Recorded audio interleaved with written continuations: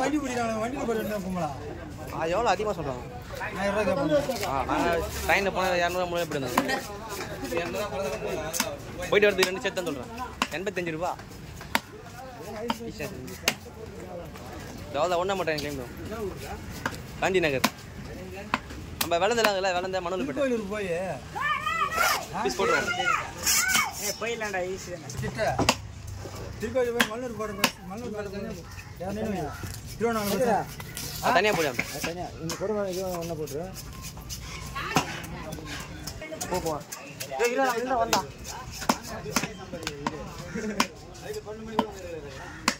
12 மணி வந்து